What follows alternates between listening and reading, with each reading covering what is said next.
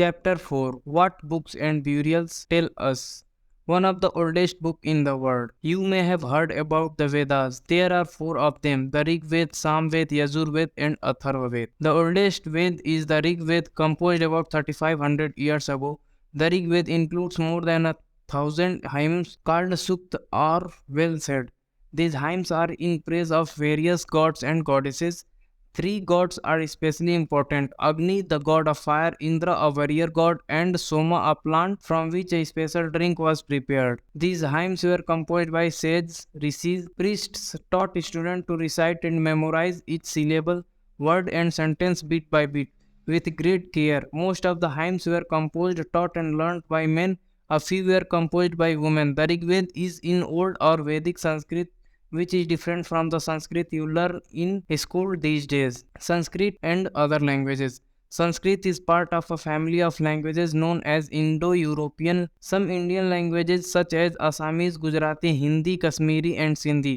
Asian languages such as Persian and many European languages such as English, French, German, Greek, Italian and Spanish belong to this family.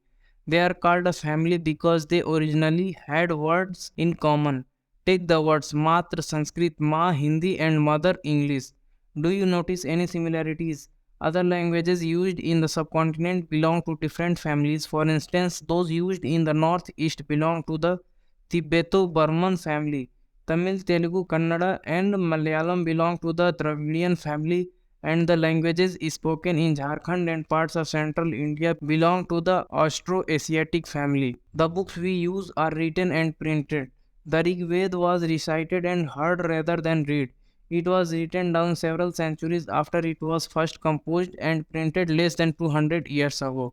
How historians study the Rig Veda? Historians, like archaeologists, find out about the past, but in addition to material remains, they examine written sources as well. Let us see how they study the Rig Veda.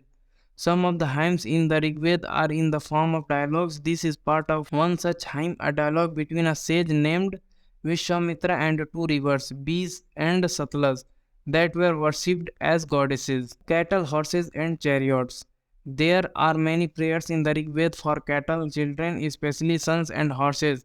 Horses were yoked to chariots that were used in battles, which were fought to capture cattle. Battles were also fought for land, which was important for pasture and for growing hardy crops that ripened quickly, such as barley. Some battles were fought for water and to capture people.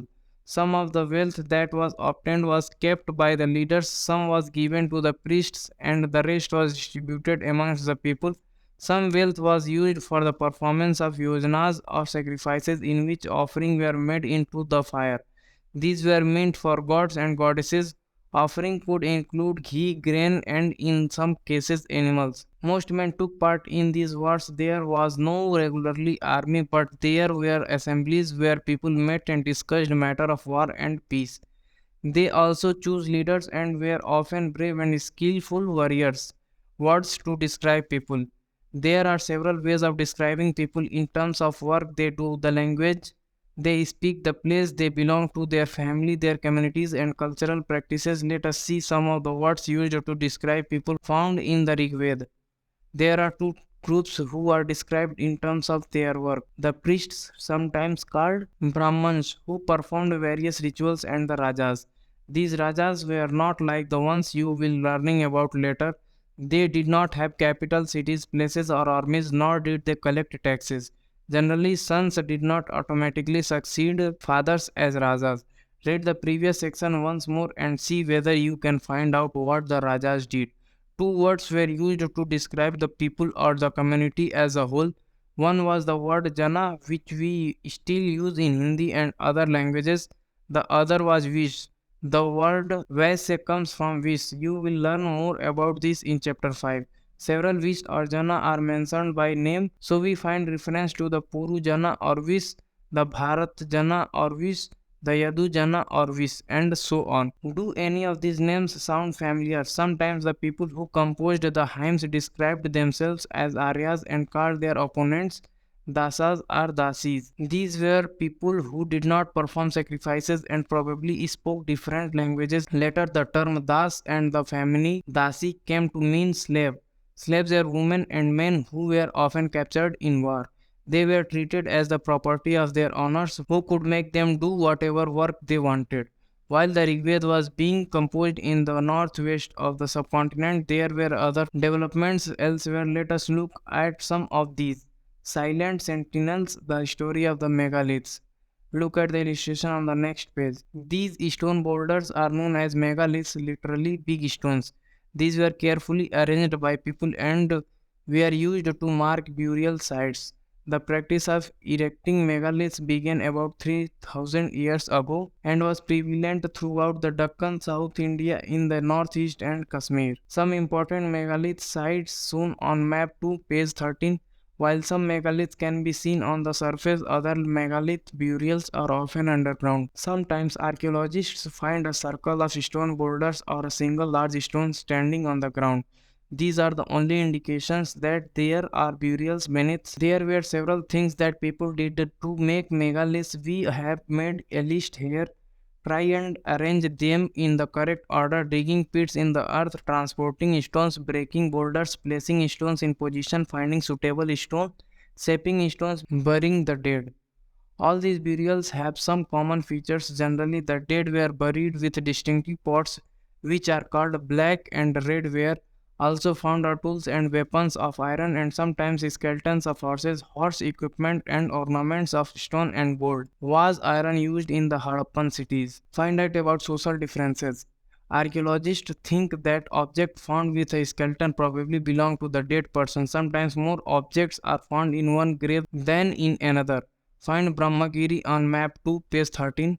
Here, one skeleton was buried with 33 gold beads, 2 stone beads, 4 copper bangles, and 1 conch shell. Other skeletons have only a few pots. These finds suggest that there was some differences in status amongst the people who were buried. Some were rich, others poor, some chiefs, others followers. Where some burial spots meant for certain families. Sometimes megaliths contain more than one skeleton. These indicate that people perhaps belonging to the same family were buried in the same place, though not at the same time. The bodies of those who died later were brought into the grave through the portholes. Stone circles or boulders placed on the surface probably served as signposts to find the burial sites so that people could return to the same place whenever they wanted to. A special burial at Inamgaon. Find Inamgaon on map 2, page 13. It is a site on the river Ghod, a tributary of the Bhima.